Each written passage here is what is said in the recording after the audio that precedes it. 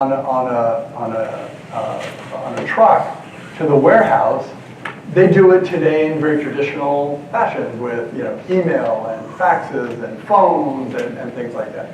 Highly inefficient market. There's little to no planning that goes involved. Like you can't say, okay, how many trucks do you need next week or the week after or the week after, right? There's not a lot of optimization that is done. And yet, it's a business that is profitable. There are a lot of companies in this business. And the number one job title in 23 states is truck driver. There are something like 4 million truck drivers in the US. It's a big business. And there's an opportunity to create a marketplace similar to Uber for trucking. The Uber has Uber for trucking. That's a separate story. They're focused on long haul, so coast to coast trucking. These guys are just focused on the last 50 miles. And which is, the truck driver has an app. The broker posts a load. The driver goes in, looks at all the different loads and say, I'll take that one, and then goes, picks up the load, delivers it, and everybody's happy. You need to, not just anybody can pick up these loads here, so there is a screening process, but it's essentially that. And I found that super interesting.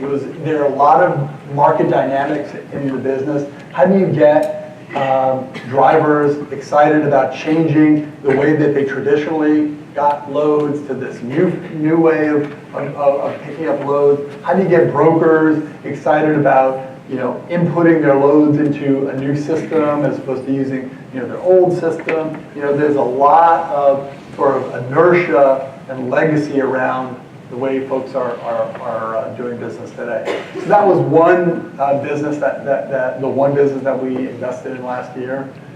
We've invested in companies, a mobile security company that we invested in a number of years ago called Enterploy, changed their name to Divide.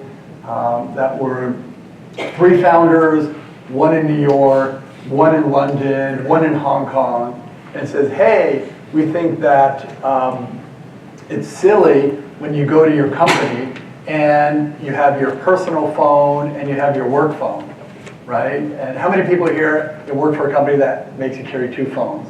There you go. There are a lot of companies that do that. I have 2 phones here, and a lot of companies do that. And so these guys said, well, that's kind of silly. Why don't we just create sort of a virtual persona, work and personal persona inside one phone. Great idea, and they eventually were acquired by Google. I'm still waiting to see that feature in Android. I've been promised it for a few years now because I'm carrying 2 phones.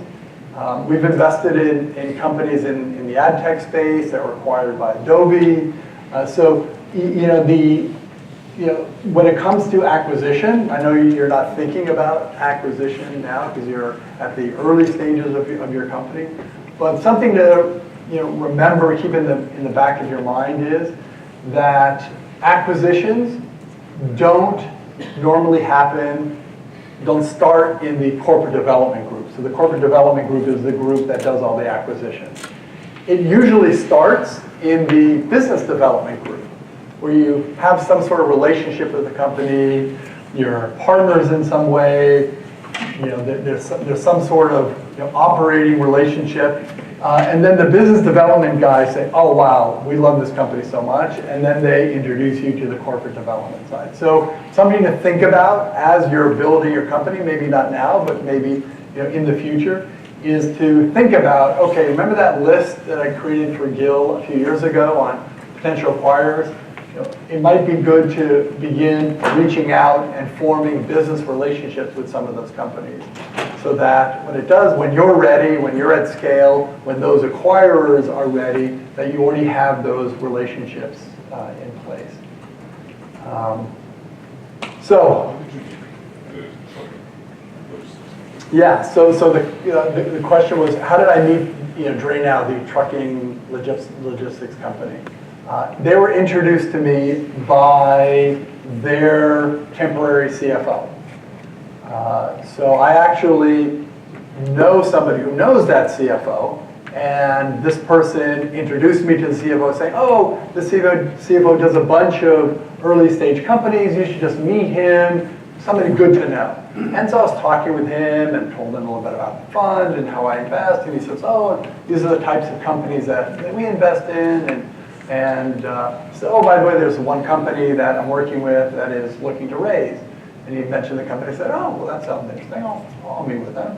I had an hour meeting with the team that turned into 4 hours, and the rest is history. So again, those the introduction, it's not the most important thing, but it is important. Yes, question. The rest is history. That's the important thing. How long you took from that meeting to be given a check? So how long did it take from the first meeting till writing the check? So this was a little bit of an aberration. It took probably 4 months. That's a little bit longer than normal. Normally it takes a couple months before we get to know the team, do our diligence and all that. The reason why this took a little bit longer is because it was a space I knew nothing about. And there are a lot of so-called experts in the intermodal trucking space. That's the sector that these guys are in. And when you take a deep dive into trucking, intermodal, and all that, you find folks, since it's such a big market, so it's part of a $100 billion market, the whole trucking space, that when you start to dig in, you start to find all these experts that are experts in long haul, or they're expert in rail, or they're expert in this part or that part. So it took us a while to find the experts who could educate us on the market dynamics in this space. So if it's a niche space, even though it's a big market, it may take us a little bit longer to get comfortable. Other questions? Yes. Beyond the financials, in terms of due diligence, what's a typical scenario for you? So our due diligence process is, so we will look at the financials, but we'll look more at the inputs to the financial system, the financial model that you create, than the output, right? So I want to know the assumptions that you're making. That's more important. In order for me to get into your brain and understand your thinking, I want to look at those assumptions. Like, how many customers do you think you can get? How much will each of the customers pay for it? How many salespeople you're hiring? What's the productivity of your salespeople? Whatever assumptions you make, that's super important in the financial model.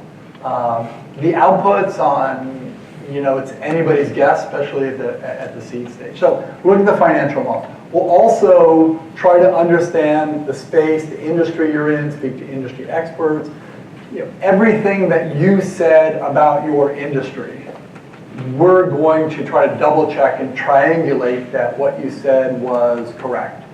Mind you, we're writing $1 million check, and maybe we've known you for 2 months. So every interaction, every data point you give us, every conversation we have, every fact, quote unquote fact that you give us, right? The importance of it is magnified greatly. It's not like we've known each other for a number of years and we have a relationship, and right? We're taking like a 5-year relationship. I wouldn't even give people I know 5 years $1 million, but okay, let's say, right? So we're compressing that whole relationship here into 2 months. And so a simple data point like, hey, who are your competitors, right? And you give me a list of 2 competitors, right? It's like nobody else is doing what we're doing.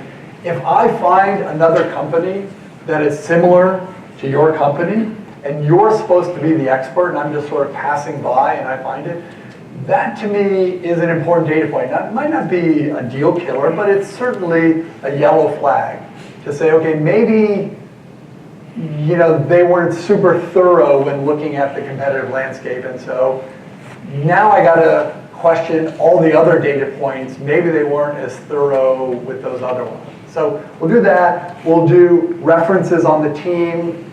So we'll call your third grade teacher. We'll call your former boss. You'll give us 3 references, which will be amazing, and we'll find 10 other references. Through our network or through those people. Oh, yes, Bob gave me this reference here. Who else did he work with? And then they'll give me another reference and another reference. So we'll try to get a picture of the team. And again, it doesn't all have to be positive. Hopefully there are no axe murderers in there. But not everybody is perfect. And for us. And this speaks to not only about the founding team, but the business in general, right? There is no perfect business. It's all about balancing the risk and reward. We don't avoid risk. We embrace risk, but we want to understand the risk. We want to understand, okay, if we're, going to war with this entrepreneur in this space, with this team and all, we want to know what are their strengths and also what are their weaknesses, and maybe we can help with their weaknesses. Maybe if it's in hiring, maybe we can help in the hiring. If it's technical, maybe we can find them a CTO. If it's what have you, we can mentor. We can bring in a mentor, a CEO mentor or a CTO mentor, right? So it's important to know that. So it's really around sort of the opportunity, the team. We'll look at the financials, and we'll also sometimes, look at the technology and try to understand if, is the technology, is it unique? Are they doing something special? Are they doing something hard? Yeah. Thank you. Yeah. Yeah, can you tell us how you make the decision to invest in a company? What's a factor that tells you this is an idea I want to invest in? So how do we decide what's the idea that we want to invest in? So it's really the reverse. It's I don't know the idea. I threw out a whole bunch of different sectors that I invest in, right? But it's really, I have to hear the idea, see the idea, meet the team before I can understand whether this is something that would be interesting to me. So I've seen tons of companies in the advertising space or in the fintech space or blockchain, right? And so they're in a space that I was super interested in, that I knew something about, but didn't make an investment because it wasn't the right opportunity or the right team or coach, what have you. Yeah. What are some of the companies / projects in the blockchain space that you personally find exciting? So the blockchain space is super interesting. We're investors. So I'm an investor from a technology point of view. I think the blockchain technology is super interesting. Now, for all of you millennials here who have cryptocurrency in your portfolio, just plug your ears, but I could care less if it goes from $10,000 to $10, right? We would still be excited about the technology. We think it's disruptive. It has the potential to disrupt many businesses, to create new business models, to accelerate existing business models. So we think that where the internet was awesome at connecting people, creating almost zero cost for distribution, right? There still was a need for aggregators in the middle to create that trust layer there between buyer and seller, between a media creator and a consumer, right? We think that blockchain has the ability to create this trust layer on the internet that has the potential to disrupt a lot of these aggregator business in the middle. So super excited about the technology. Think that it is really early days. We're just thinking about what is our ICO strategy. So an ICO is an initial coin offering. It's somewhat equivalent to an IPO, initial public offering. It's, minus the revenue, minus the team, minus the tech, minus the product, plus a white paper. So, as a little joke for you guys who understand the space a little bit. And so, we think that there are some interesting companies and business models that are being formed around these, token economies. We have invested in a fund that holds tokens called Blockchain. So we invest in those guys, and they have a bunch of token investment. And we've also invested in an accelerator. I love accelerators. This is the best accelerator, but the second best accelerator is one called M-State that is just focused on blockchain. And we're about to close a direct investment in a blockchain infrastructure company that hopefully closes within the next couple weeks. So we think there's a lot of opportunity. We're seeing a lot of interesting companies. I think the valuations are a little bit high. I'm not exaggerating. Their valuations are super high compared to a normal company with that much traction or no traction. And so I think there's going to be a reckoning. One, in that there's probably a rationalization of these cryptocurrency pricing, and then also I think there's a lot of regulation that we're going to see around it. And I think that's good news because real businesses will be able to survive regulation and rational pricing and all, and maybe that's a better time for us to jump in there. Yes. An ideal candidate, you would expect certain requirements. What would you require from an ideal candidate? Yeah, so what does an ideal candidate look like? So if you look at my portfolio, it's all over the place. So it's people in their mid-20s, people who are in their 40s, people who have 20 years experience in the space, people who maybe have a couple years or a few years experience in the space, folks who have a little bit of traction, they have a product build, some folks who have just a PowerPoint presentation, just a CEO and a PowerPoint. That was actually a company that we found in the CTO, and they later exited. It was a great return. So it's difficult to say, but ideally, it's, as I mentioned before, somebody who is an expert in whatever space that they're in. So thank you so much. You're That's welcome. great. Thank you.